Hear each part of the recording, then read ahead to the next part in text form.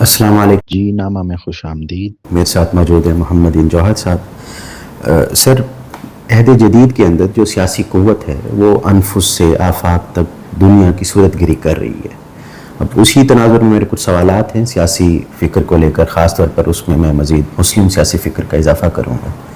تو میرے کچھ سوالات ہیں. اس سوال کا پہلا جو آغاز ہے وہ میں چاہوں گا کہ جو ایک مشہور جرمن رائٹر ہیں ٹامس مین، ان کا ایک قول ہے، میں چاہوں گا کہ اس قول سے ہم آغاز کریں، بلکہ اس کو سمجھنے سے، تاکہ ہم مزید گفتگو کو آسان لے جا سکیں. تو ٹامس مین کا ایک قول ہے کہ in our time destiny of man presents its meaning in political terms. تو میں یہ سمجھنا چاہتا ہوں کہ وہ یہاں پہ ڈیسٹنی سے کیا مراد لے رہا ہے، یا وہ میننگ کی جو بات کر رہا ہے خاص طور پہ پولیٹیکل معنوں میں، وہ کیا مراد لینا چاہ رہے ہیں؟ بہت شکریہ. ڈیسٹنی سے مراد یہ ہے کہ معال کار انسان کی جو معنویت ہے وہ سیاسی ہے. پھر انسان جس اپنے وجودی مقصد کی طرف، جس انجام کی طرف وہ بڑھتا ہے، اس کی معنویت سیاسی ہے مکمل طور پر. اور یہ جو بات کہی جا رہی ہے، یہ جیسے سائنس میں کہیں کہ چیزوں کی یا انسانی زندگی کی حتمی معنویت جو ہے وہ مادی ہے، اگر سیاسی طور پر ہم کسی چیز کو مادی کہنا چاہیں تو اسے ہم اس طریقے سے بیان کریں گے. لیکن اس میں جو وہ ان آور ٹائمز کی شرط شاید لگا رہے ہیں، جی کیوں ایسا؟ وہ ان آور ٹائمز کا مطلب یہ ہے کہ وقت کے ساتھ انسان کا زندگی کے بارے میں جو نقطہ نظر ہے وہ تبدیل ہوتا ہے، نئے افکار اور تصورات سامنے آتے ہیں. تو ان کے ہوتے ہوئے وہ یہ بات کر رہا ہے، کیونکہ جو ماڈرن ویسٹرن سویلائزیشن ہے اس میں انسان کا جو ڈیسٹنی ہے وہ پولیٹیکل ہی ہے. مثال کے طور پر ایک مسلمان یہ فکرہ نہیں کہہ سکتا. یعنی ہم یہ کہہ سکتے ہیں کہ انسان کی زندگی کا جو تاریخی پہلو ہے اس میں سیاست بہت زیادہ اہمیت رکھتی ہے، یا پاور کی تشکیلات بہت زیادہ اہمیت رکھتی ہیں. لیکن انسان کا جو ڈیسٹنی ہے وہ تاریخ تک یا سیاست تک محدود نہیں ہے، وہ ماورائے تاریخ ہے. یعنی جو مسلم ڈیسٹنی ہے دیٹ گوز بیونڈ ہسٹری، وہ صرف تاریخ تک محدود نہیں ہے. تو جو ہسٹوریکل ڈیسٹنی ہے اس کو اگر ہم سیاسی کہہ دیں تو اس کا مطلب یہ ہے کہ زندگی کا معال کار مقصود جو ہے وہ مادی ہے، اور انسان سیاسی طور پر جو کچھ ہوتا ہے وہی اس پر ایک حتمی ججمنٹ جو ہے وہ دی جا سکتی ہے. تو بہرحال یہ مغربی تہذیب کے تناظر میں یہ بات قابل فہم ہے، لیکن اس سے باہر اس کی معنویت جو ہے وہ قابل فہم تو ہو سکتی ہے، لیکن اسے اتفاق کرنا مشکل ہے. سر، کافی سارے سوالات ہیں، لیکن میں چاہوں گا کہ ان سوالات کو گراؤنڈ کرنے کے لیے میں ایک ایسے سوال سے آغاز کروں جو ذرا بنیادی نوعیت کا ہو. مثلاً میرا سوال یہ ہے کہ سیاسی عمل سے کیا مراد ہے؟ مثلاً کیا ایک فرد سیاسی ہوتا ہے، یا جو سیاسی عمل ہے وہ کوئی معاشرہ انجام دیتا ہے؟ اصل میں دیکھیں، جو ماڈرن ورلڈ ہے اس میں جو چیزیں ہیں وہ مسلم مائنڈ کے لیے بہت زیادہ پیچیدہ ہو گئی ہیں. جب ہم مسلم مائنڈ کہتے ہیں تو مسلم مائنڈ کے نزدیک جو ہدایت ہے، اللہ تعالیٰ کا جو حکم ہے، جو اسلام اور کی صورت میں اسے حاصل ہوا ہے، ایک تو وہ اس کی طرف دیکھتا ہے، اور دوسرا وہ جب دنیا کی طرف دیکھتا ہے تو دنیا اس حکم سے یا ان مرادات سے جو قرآن مجید میں یا حضور علیہ السلام کی حیات طیبہ میں بیان کی گئی ہیں یا ان کی حیات طیبہ سے ظاہر ہوئی ہیں، وہ بہت زیادہ متغیر ہیں اس جدید دنیا سے. تو اس لیے ہمارے پاس کوئی ایسا علم موجود نہیں ہے جو موجودہ صورتحال کو ہمارے لیے بامانی بنا دے. یعنی دنیا اور دین کو ہمارے لیے بیک وقت بامانی بنا دے. جب ہم دنیا کو ڈسکس کرنے لگتے ہیں تو اس پر ہم مذہبی کیٹیگریز جو ہیں وہ نافذ کرتے ہیں. جب ہم دین کی بات شروع کرتے ہیں تو اس میں ہم دنیاوی کیٹیگریز کو ان پر مسلط کر دیتے ہیں. تو اس طریقے سے جو ہماری سیاسی فکر ہے وہ نہ مذہب ہے اور نہ وہ فکر ہے. تو اس کا ہم نے نام سیاسی فکر رکھا ہوا ہے، اس کی کوئی معنویت کسی بھی گراؤنڈز پر جو ہے وہ موجود نہیں ہے. سیاسی فکر سے اصلاً مراد یہ ہے کہ انسانی معاشرے میں یا تاریخ میں، انسانی معاشرہ تاریخ میں جب سفر کرتا ہے جی تو انسانی معاشرے میں جو سب سے بڑی حقیقت ہوتی ہے وہ وہاں کی طاقت کا نظام ہوتا ہے جو اس معاشرے کے اوپر غالب ہوتا ہے، اور اس معاشرے کی جو تشکیل ہے وہاں فرد کی زندگی ہے، وہاں علم کے مظاہر ہیں، کلچر کے مظاہر ہیں، ادب اور فن کے مظاہر ہیں، اور سب سے بڑھ کر یہ ہے کہ روزمرہ زندگی میں انسان جو معاشی اس کی جو حیثیت ہے اس کو جو چیز متعین کرتی ہے وہ اس معاشرے میں قائم سیاسی نظام ہے. تو وہ سیاسی نظام جو ہے یا طاقت کا جو نظام ہے تو اس کو جو چیز قابل فہم بناتی ہے ہمارے لیے وہ سیاسی علم ہے، یعنی یا ایسے علوم جن کو ہم سیاسی علوم کہہ سکتے ہیں. یہ چونکہ بہت پھیلا ہوا دائرہ ہے، اس میں طاقت کیا ہوتی ہے، اس کی تشکیل کیسے ممکن ہوتی ہے، اس کے مقاصد کیا ہوتے ہیں، اس کا حتمی مقصد کیا ہوتا ہے. کیونکہ آج کے زمانے میں جو طاقت ہے یا سیاسی طاقت ہے اس کی جو تشکیل ہے وہ جدید ریاست کی صورت میں ہوئی ہے. تو ہمارے یہاں جدید ریاست کی انڈرسٹینڈنگ میں بھی بہت زیادہ مسائل ہیں اور کوئی گفتگو جو ہے وہ شاید ممکن نہیں ہے. تو حالات کی جو سنگینی ہے وہ اس طرح کی ہے، لیکن ایسے حالات میں بھی بہرحال جو مسلمانوں کو اس وقت درپیش ہیں اس میں گفتگو کرنے کی بہرحال کوشش ضرور کرنی چاہیے، شاید کسی طرف کوئی راستہ جو ہے وہ مل سکے.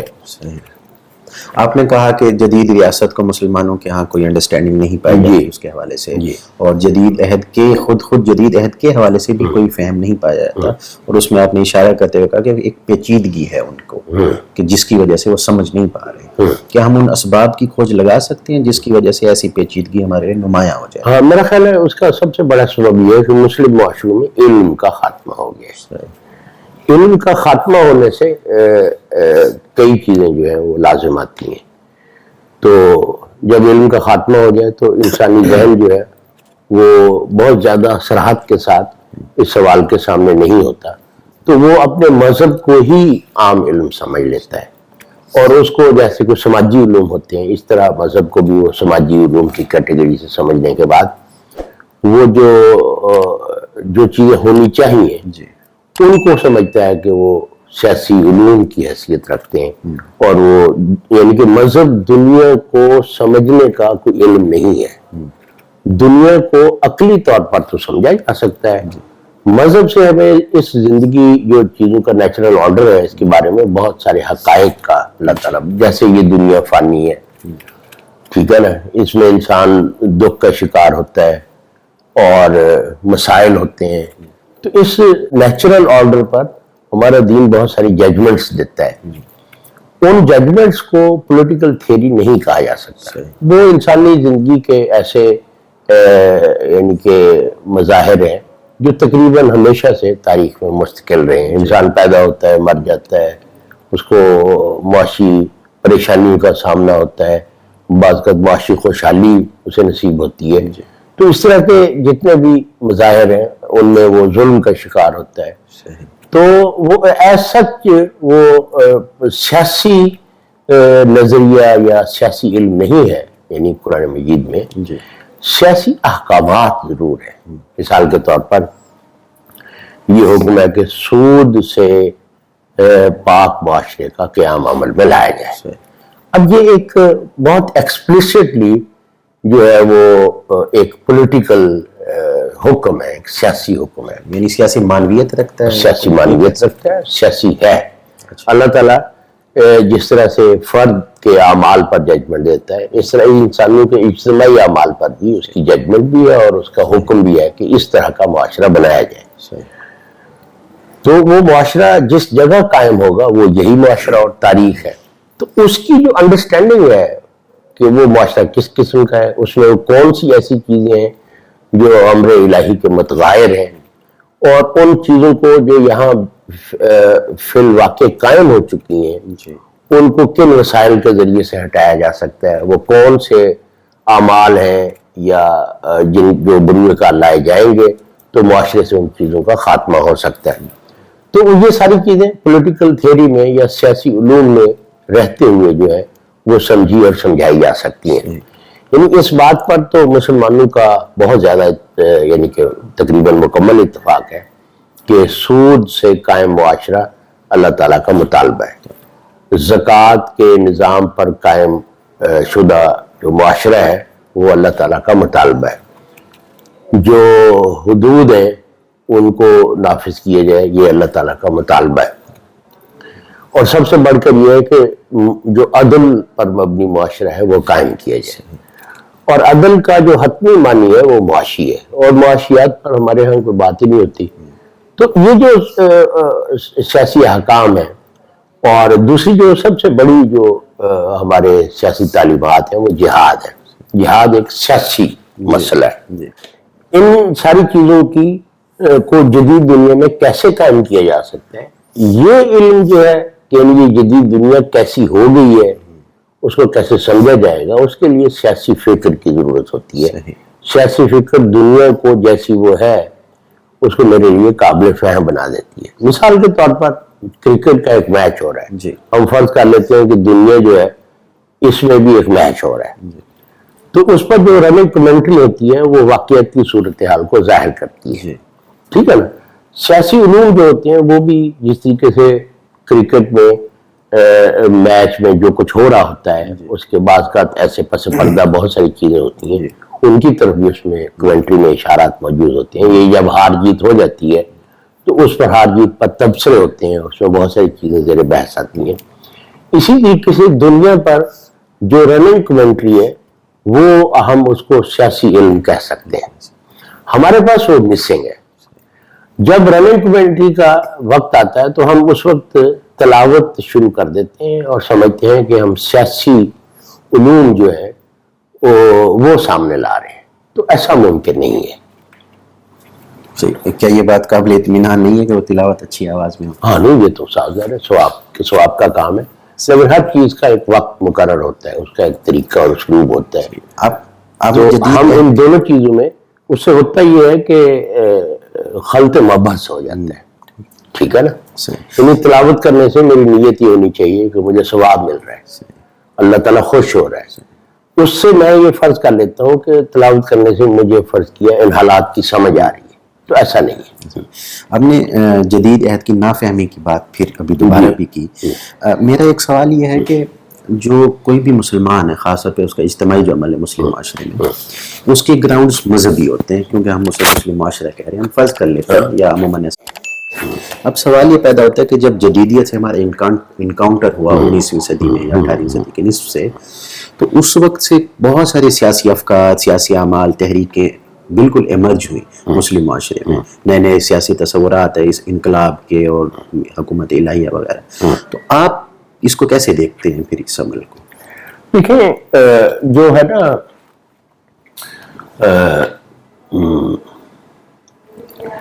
آپ یہ دیکھیں کہ انسانی زندگی میں دنیا بھر کے انسان کچھ افعال و اعمال بروئے کار لاتے ہیں. مثال کے طور پر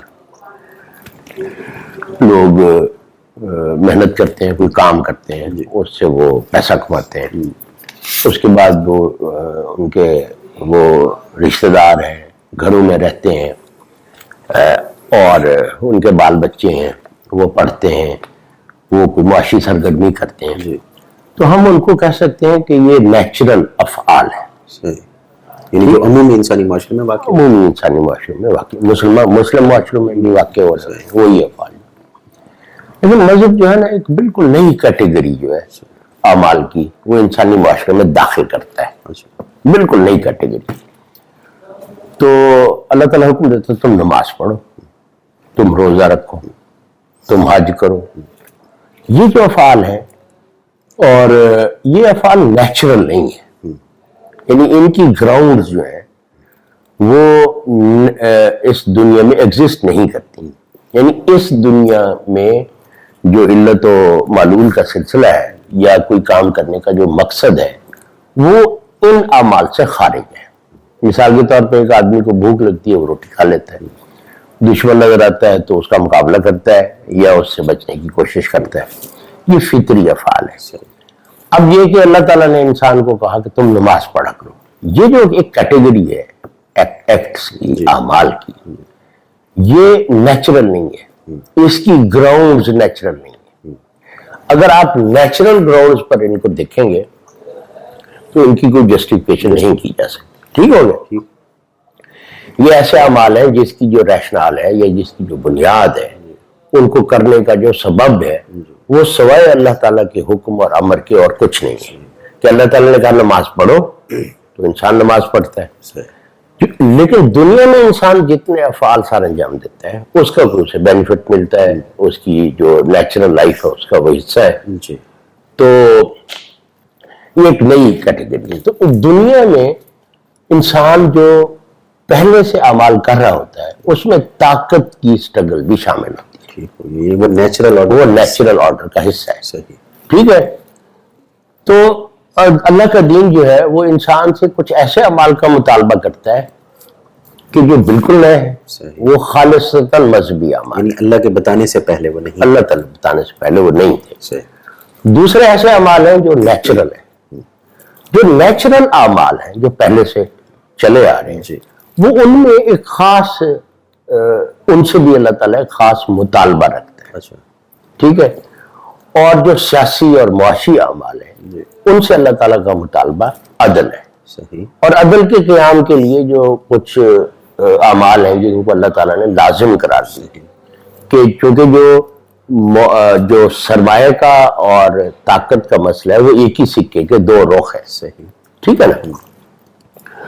تو اللہ تعالیٰ یہ کا جو مطالبہ ہے یا حکم ہے اللہ تعالیٰ کا انسان سے کہ وہ جو نیچرل اعمال ہیں انسانی معاشرے میں جو واقع ہو رہے ہیں، جن کی یعنی نماز کی جسٹیفیکیشن جو ہے وہ تو ہم اللہ کے حکم سے کریں گے، لیکن جو نیچرل افعال ہیں ان کی کوئی جسٹیفیکیشن کرنے کی ضرورت نہیں ہے. وہ ایز اٹ از انسانی معاشرے میں واقع ہوتے ہیں.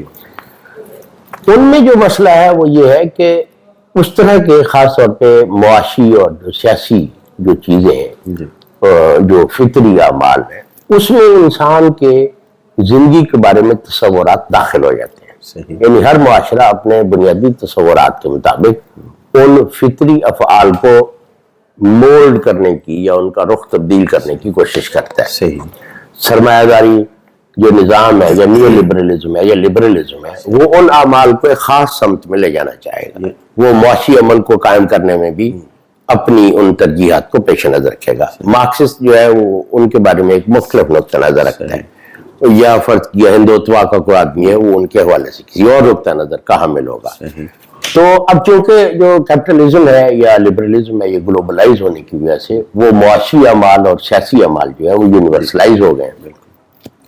لیکن ان میں اپنے ہر معاشرہ اپنی کچھ اقدار، کیونکہ اس میں قانون کا مسئلہ ہوتا ہے، اس میں انسانی زندگی کی جو طبی بنیاد ہے وہ معاش ہے، تو اس لیے اس میں اقدار اس کے ساتھ جڑی ہوئی ہوتی ہیں. ہوتے تو وہ فطری افعال ہیں لیکن اقدار ان کے ساتھ جڑی ہوئی، یعنی پیرایا انجام دہی جو پیرایا ہے اس کا وہ اس میں اقدار کو فور گراؤنڈ کرنے کی ہر معاشرہ کوشش کرتا ہے. تو اللہ تعالیٰ کا مطالبہ یہ ہے کہ ان اعمال کو بھی جو نیچرل ہے ان اعمال کو بھی ایک خاص طرز پر سر انجام دیے جائے. انفرادی سطح پر جیسے ہے کہ یہ تم حلال کھاؤ حرام نہ کھاؤ. اب کھاتے بھی تو ساری دنیا کے لوگ ہیں، دسترخوان بھی ہو سکتا ہے ایک جیسا ہو، لیکن اللہ تعالیٰ کا مطالبہ اس میں یہ شامل ہو گیا کہ کھانے کے فطری عمل میں یہ تبدیلی لائی جائے.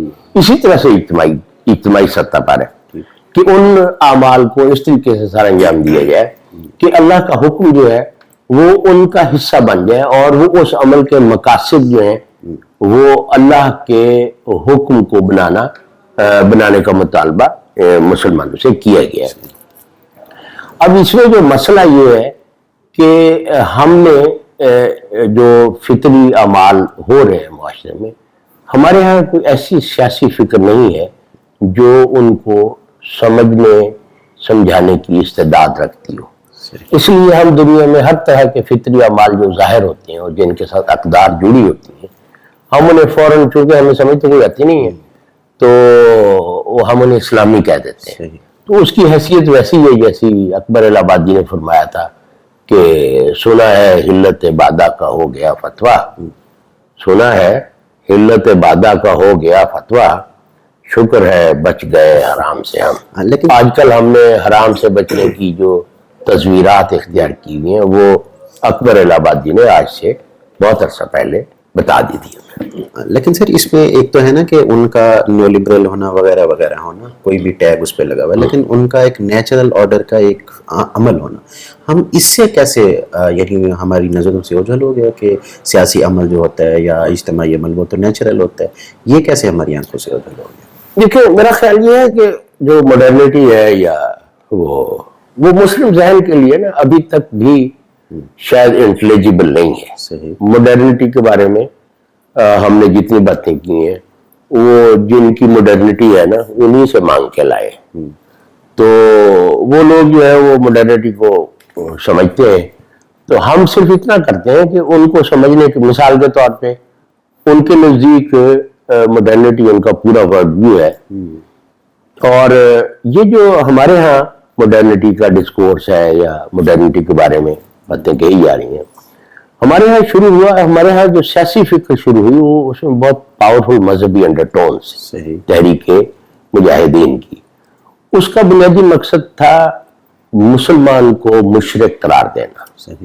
توحید، جس توحید کے وہ نمبردار تھے، اس کا بنیادی توحید کی جو اپلیکیشن تھی وہ اسی صورت میں ہو سکتی تھی جب مسلمان کو مشرک قرار دیا جائے. تو جو نہ کافر ہے نہ مشرک ہے، جو ماڈرنٹی کا حامل آدمی ہے وہ تو ان کیٹیگریز پر یقین نہیں رکھتا. تو تفہیم مغرب والے جو ہے نا وہ اب اس کیٹیگری کو گلوبلائز کر چکے ہیں. اب ان کا محبوب مشغلہ یہ ہے کہ کافروں نے جو تحریریں لکھی ہیں جس میں وہ کہتے ہیں کہ ہمارا تو کسی مذہب سے کوئی تعلق نہیں ہے، تو وہ ان کو پڑھتے ہیں اور کہتے ہیں دیکھو ہم نے کہا نہیں تھا یہ کافر ہے، حالانکہ وہ خود ہی اپنے آپ کو کافر کہہ رہے ہیں. یہ تحصیل حاصل کا جو ایک ان کا جو تھا کام وہ ابھی تک جاری ہے. جو تکفیر کا مسئلہ ہے ہمارے ہاں وہ بہت زیادہ سنگین حیثیت اختیار کر گیا، کیونکہ مسلم معاشرے میں وہ اس کے جو مقاصد تھے یا اس کا جو ایجنڈا تھا وہ تقریباً ایگزاسٹ ہو گیا. تو اب اس نے کافروں کو کافر کہنے کا ایجنڈا بھی اس میں شامل کر لیا. تو یہ اس وقت صورتحال ہے. تو ہمارے یہاں کوئی ایسی پولیٹیکل تھیوری موجود نہیں ہے جو جدید دنیا کو ہمارے دین کی شرائط پر ہمارے لیے قابل فہم بنا دے. آپ نے بھی تکفیر کی بھی بات کی اور گفتگو چل رہی تھی مسلم سیاسی عمل کی، جی آپ نے جوڑا تکفیر کو، تو اسی سے تسلسل میں لے کے یہ سوال کرنا چاہتا ہوں کہ اسلامی قومیت، مذہبی سیاست، جہاد کے کچھ نئے تصورات، اب یہ اگر مسلم برصغیر کے معاشرے کو دیکھا جائے تو ایک خاص وقت میں ایمرج ہو رہے ہیں. کیا یہ کوئی سازش ہے، علمی نتائج ہیں یا کوئی تاریخی اتفاق ہیں کہ یہ اکٹھے ظاہر ہو رہے ہیں؟ دیکھیں جو ہے نا جو توحید ہے وہ ہمارے انفس کی نگہبان ہے. صحیح. ہمارا انفس جن شرائط پر قائم ہوتا ہے، ہمارا شعور ہے، نفس ہے، وہ جس علم پر قائم ہو، صاف ظاہر ہے وہاں جو بنیادی قدر ہے وہ علم ہے. صحیح. اور وہ علم جو ہے وہ ایسا ہونا چاہیے جو توحید کو ہمارے انفس میں سر بلند رکھ سکے. صحیح. اور دنیا کی بھی ایسی تعبیر کر سکے جو تنزیہ کو سر بلند رکھ سکے. انفس میں حکمرانی عقیدے کی ہے. صحیح. اور آفاق میں حکمرانی شریعت کی. صحیح. جب انفس کی حکمرانی کو آفاق میں منتقل کیا جائے تو تکفیر کا مسئلہ پیدا ہو جاتا ہے.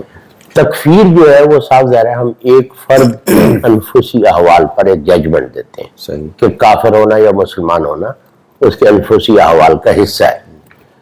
آفاق میں انفس کا مسئلہ نہیں ہے.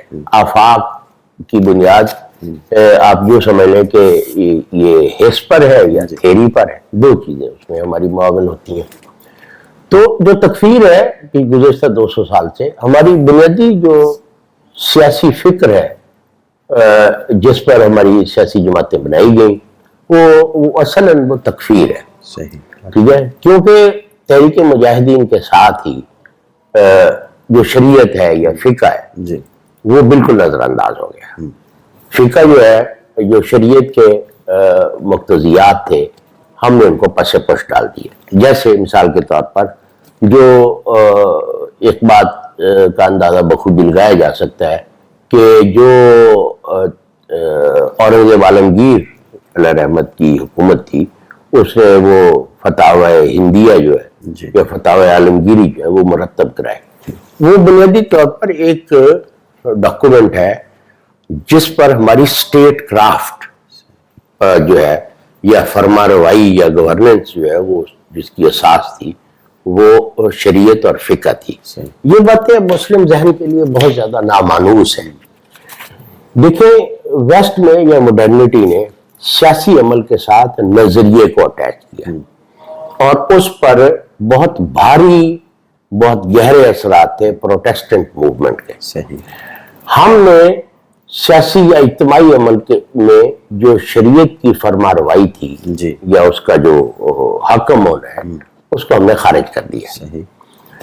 اور ہم نے جو تکفیر ہے یا خاص طور پہ تحریک مجاہدین کی اگر مثال کو دیکھیں تو جو عقیدہ ہے، عقیدے کو عمل کی بنیاد بنا دیا. عمل کی بنیاد جو ہے وہ شریعت ہے اور شعور کی بنیاد جو ہے وہ عقیدہ ہے. ٹھیک ہے نا؟ تو یہ ایک اس طرح کا ایک خلط مبحث جو ہے وہ پیدا ہوا ہے. اس وقت جو مسلم دنیا ہے وہ شریعت کے مکمل ترک پر قائم ہے. یعنی ہم وہ شرعی مقاصد جس کا مطالبہ ہمارے حکمرانوں سے کیا گیا ہے یا جو اجتماعی ہمارے ادارے ہیں وہ شریعت کی بنیاد پر قائم ہونے چاہیے، کیونکہ اس میں بنیادی مطالبہ عدل کا ہے.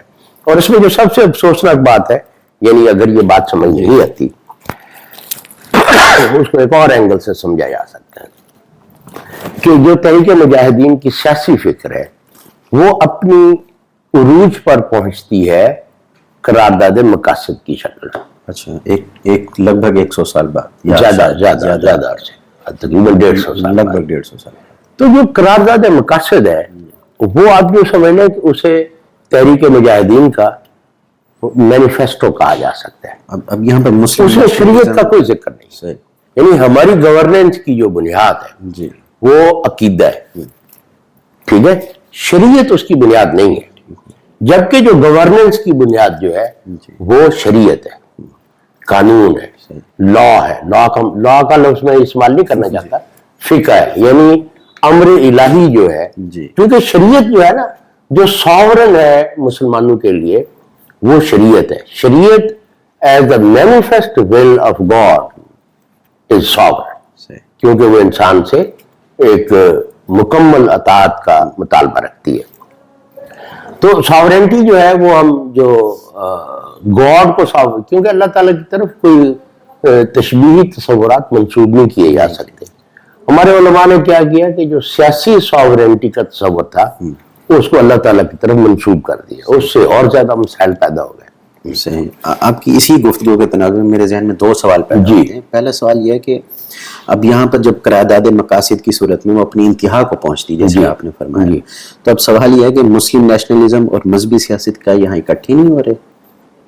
میرا نہیں خیال کہ یہ اکٹھے ہو رہے ہیں، کیونکہ قرارداد مقاصد تو اسی 2 قومی نظریے کے اندر سے ظاہر ہو رہی ہے. اس میں اسلام کا جو لفظ استعمال کیا 2 قومی نظریے کا مطلب یہ تھا، جو 2 قومی نظریہ ہے نا وہ بر صغیر میں مسلمانوں کے ہسٹوریکل ایکسپیرینس کو بنیاد بناتے ہیں. اچھا، تو تاریخی طور پر ہم 2 قومیں رہی ہیں. ٹھیک ہو یعنی کہا نے کہا نا کہ ان کے ہیرو جو ہے وہ ہم ان کو پسند نہیں کرتے، ہمارے ہیروز ان کے دشمن ہیں.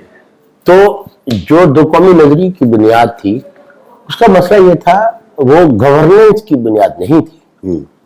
وہ یہ تھا کہ انگریزوں کے جانے کے بعد جو طاقت ہے وہ کس کے پاس ہوگی. جس کے پاس طاقت ہوگی اس کی سیاسی آئیڈینٹی کا ہونا ضروری ہے. مسلم بطور مسلمان یہاں ایک سیاسی آئیڈینٹی پیدا کر کے اس طاقت کے دعوے دار اور اس کے حصے دار بننے کی کوشش کر رہے تھے. مسلم لیگ کا بنیادی جو ایجنڈا تھا یا بنیادی جو مقصد تھا وہ یہ تھا کہ وہ اقتدار جو برطانیہ نے یہاں کھڑا کیا ہے اس میں مسلمانوں کی بطور ہندوستانی نہیں بطور مسلمان پارٹیسپیشن ضروری ہے. کیونکہ اگر میں ہندوستانی کی جگہ پر کھڑا ہوتا ہوں تو میری شناخت کا جو مسئلہ ہے وہ زیادہ پیچیدہ ہو جاتا ہے. اور میرے جو مذہبی معتقدات ہیں جی یا شریعت ہے وہ پس پش چلی جاتی ہے. تو وہ پاور میں اپنا کلیم دائر کرنے کے لیے دو قومی نظریے کو سامنے لایا گیا. ٹھیک ہو گیا. جی اس کا قرارداد مقاصد سے کیا تعلق ہو سکتا ہے؟ یعنی اس کا محض پاور سٹرگل کی بنیاد بننا تھا مقصد دو قومی نظریے کا. ہاں، کیونکہ جدید سیاسی جو پاور ہوتی ہے اس میں آپ شریک ہونا چاہتے ہیں تو اس کی شرائط استعمار نے متعین کر دی. یہ جدید عہد نے اس کی شرائط متعین کر دی کہ آپ کو ایسے ایک نظریہ ہونا چاہیے, جی, نہ ایک سیاسی جماعت ہونی چاہیے, فلاں ہونا چاہیے, فلاں ایک آئیڈینٹی ہوگی. جی جی. لیکن سر اس میں سوال یہ کہ یہ قرارداد مقاصد کیسے داخل ہوگی اس دور اس پاور سٹرگل کے بعد؟ بس میرا خیال ہے وہ زیادہ بات نہیں کرنی چاہیے, لیکن وہ آپ جو سمجھیں کہ وہ تحریک مجاہدین کا جو مینیفیسٹو ہے, ہمارے چونکہ جو مذہبی سیاست ہے اس کا جو بنیادی پیراڈائم ہے وہ تحریک مجاہدین نے طے کر دیا تھا. اس کا تصورات بھی صحیح اور اس کا عمل بھی صحیح. اس تحریک مجاہدین کے عمل کا شریعت سے کوئی تعلق نہیں, جس کی سب سے بڑی مثال شاہ اسماعیل شہید اور سید محبوب علی کے درمیان جو مکالمہ ہوگا اس سے صاف پتہ چل جاتا ہے کہ کون عقیدے کی سیاست کر رہا ہے جی, اور کون شریعت کی سیاست کا موقف رکھتا ہے. ان دونوں کی گفتگو جو ہے وہ انکنکلوسیو رہی. صحیح. ٹھیک ہے نا. وہ انکنکلوسیو کیوں رہی ہے؟ اس کی وجہ یہ ہے کہ ہمارے ہاں پالیٹکس آف فیتھ کے علاوہ شریعت کا نام و نشان ہی باقی نہیں رہا. ہم یہ تصور بھی نہیں کر سکتے کہ پالیٹکس آف فیتھ کے علاوہ شریعت کی جو پالیٹکس ہے اس کی بھی کوئی یہاں گنجائش یا امکان نکالا جا سکتا ہے, کیونکہ واحد جو راستہ ہے مسلمانوں کے پاس وہ ہے شریعت کو رہنما بنانا. اور گزشتہ 200 سال میں ہمارا جو ایکسپیرینس ہے جی, تحریک مجاہدین کے بعد جی, تصور میں اور عمل میں, وہ تو ساری ہے ہی politics of faith. Politics faith کا کی سب سے بڑی اچیومنٹ ہوتی ہے کہ آپ طاقت کی بنیاد پر کسی کو مشرک اور کافر قرار دے دیں, صحیح. شریعت کی بنیاد پر نہیں. ٹھیک ہے. یعنی آپ یہ کہہ رہے ہیں کہ جو تحریک مجاہدین میں ایک سیاسی عمل ظاہر ہوا اس کی بنیاد عقیدہ تھی, عقیدہ تھی, اور جو اور عقیدے کی بنیاد پر ہونے والا سیاسی عمل جو ہے وہ لازماً, دیکھیں عقیدہ کیا ہے, عقیدہ بنیادی ترین عقیدہ ہمارا توحید ہے, جی, رسالت ہے, جی, بعد ہے. اب ان عقائد میں جب سیاست عقیدے کی ہوگی تو اس میں کس چیز کی پاسبلٹی ہو سکتی ہے؟ اس میں پاسبلٹی صرف یہ ہو سکتی ہے کہ آپ عقیدے کی بنیاد پر آپ کیا کہہ سکتے ہیں کہ ہاں یہ ہمارے عقیدے کا ماننے والا ہے, جی, یا آپ کہہ سکتے ہیں یہ عقیدے کا ماننے والا نہیں. معاشرتی تقسیم اس پر طے ہوگی, اسی پر طے ہوگی. اس میں سے عدل ہے اور باقی جو شریعت کے جتنے بھی مطالبات ہیں وہ سارے اس سے غائب ہو گئے. صحیح.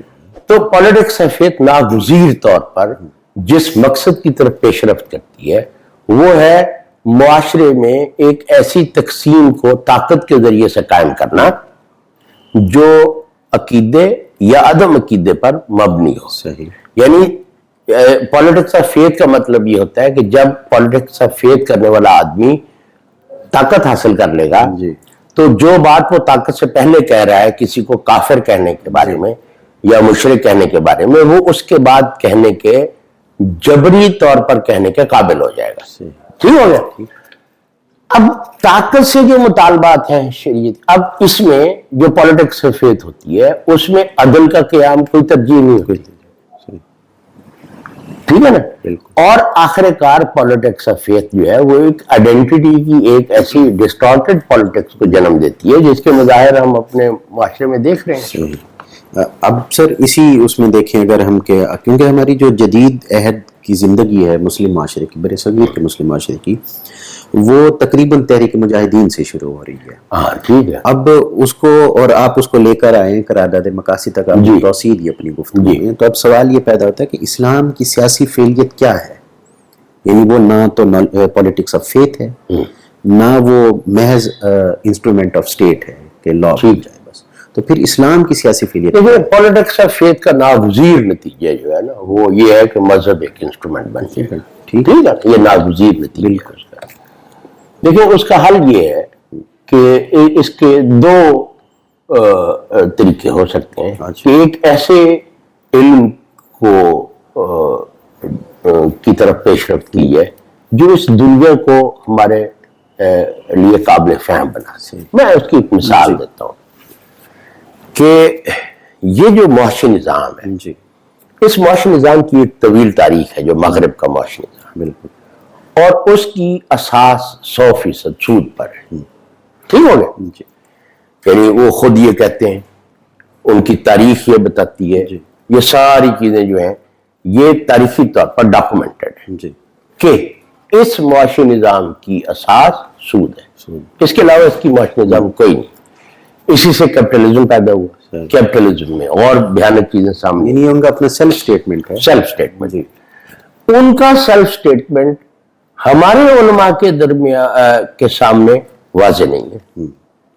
ہمارے علماء جس چیز کو، ایک بندہ کہہ رہا ہے کہ یہ جو ہے یہ بوتل ہے، فرض کیا یہ گلاس ہے. دوسرا بندہ کہہ رہا ہے جو سن رہا ہے وہ کہتا ہے نہیں یہ بوتل نہیں ہے، یہ تو کوزہ ہے. وہ کہتے ہیں یہ گلاس ہے، کہتے ہیں نہیں اس نے کہا گلاس نہیں ہے یہ تو فنجان ہے. اس نے کہا اس میں تو پانی میں نے ادھر سے بھرا، کہتے ہیں یہ آب زمزم ہے. ہمارے یہاں جو کوگنیٹو ڈسوننس ہے اس کی یہ صورتحال ہے. یعنی کہ مثلا یہ ادارے جو ہیں ہمارے معاشرے میں جتنے بھی ادارے کام کرتے ہیں اجتماعی سطح جی ان اداروں میں کوئی دینی قدر داخل نہیں ہے. وہ اقدار 100% ویسٹ کی اقدار پر قائم ہونے والے ادارے ہیں. ان کے ساتھ کسی قسم کا اسلام کا تعلق نہیں ہے. ہم اس کو یعنی نہ اس کی مذمت کر رہے ہیں، ہم تو بیان واقعہ پیش کر رہے ہیں کہ وہ اب وہ جو یعنی تاریخ کا اتنا بڑا فینومینن ہے، یعنی تاریخ میں طاقت کا، معاش کا، ٹیکنالوجی کا اتنا بڑا نظام سامنے آیا اور ہماری اپنی فہم صفر ہے، اور جن لوگوں نے وہ چیزیں بنائی ہیں وہ ان کی فہم جو ہے اس کو بھی ہم قبول کرنے کے لیے تیار ہیں. تو ہم ایک بہت مشکل صورتحال میں. پہلی بات جو میں نے عرض کر رہا تھا کہ ایک ایسا علم ہونا چاہیے جو اس دنیا کو جیسی یہ ہے ہست کی بنیاد پہ قابل فہم بنا دے. دوسری بات یہ ہے کہ شریعت کے جو مقاصد ہیں، اس کے جو احکام ہیں، ان کو ایک نظام بنانے کی جد و جہد کرنی چاہیے. اچھا سر، گفتگو کا آخری ایک سوال ہے کہ مسلمان کے بارے میں یہ کہا جاتا ہے کہ وہ تو تقدیر پر راضی رہتا ہے، بلکہ اس کا عقیدہ ہے کہ وہ تقدیر قائل ہو، مانے اس کو. دوسری طرف جو سیاسی عمل ہے وہ تو ایک مسلسل جد و جہد کا نام ہے. اب ہم ایک مسلمان کے طور پہ ان دو چیزوں کو کیسے اکٹھا کر سکتے ہیں؟ دیکھیں میری گزارش یہ ہے کہ جو سیاسی عمل ہے نا وہ ایک بالکل نئی چیز ہے. عمل جب ہم اس کو انگریزی میں کہتے ہیں پولیٹیکل پروسیس. جو پروسیس ہوتا ہے نا وہ سسٹم کے اندر واقع ہونے والی ایک چیز ہوتی ہے. صحیح. پروسیس کا نیچر میں کوئی وجود نہیں ہے. پروسیس ہمیشہ سسٹم کے ساتھ جڑا ہوتا ہے. جہاں سسٹم ہوگا وہاں کوئی پروسیس ہوگا. وہاں مقصود کوئی قدر نہیں ہوتی. کوئی یہ تھوڑی ہوتا ہے کہ سسٹم جیسا قائم ہے اس میں چند کرسیوں تک پہنچنے کی ایک جد و جہد یا طریقہ کار ہوتا ہے. مار داڑ لگی رہتی ہے انسانی معاشرے میں. اس کے لیے ایک سسٹم کے اندر اس کی تحدیدات اور اس کی شرائط پر ایک پروسیس واقع ہوتا ہے جس کو سسٹم کہا جاتا ہے. دیکھیں ایک بات بہت آسان ہے کہ مسلمان تقدیر پر راضی ہے اور شریعت کے مطابق زندگی گزارنا چاہتا ہے. صحیح. دنیا کے حالات تو ہوتے ہیں جو ہو گیا وہ ہمارے سامنے ہے. بالکل ٹھیک ہے، لیکن جو شریعت کے مطالبات ہیں اور جو کچھ ہو گیا ہے یعنی تقدیر اور شریعت کے مطالبات متضاد ہوتے ہیں. صحیح. میں اللہ کی تقدیر کو مانتا ہوں لیکن مجھے اس بات کا احساس ہے کہ یہ دنیا اس وقت جس حالت میں ہے یہ شریعت کے مطالبات سے متغیر ہے.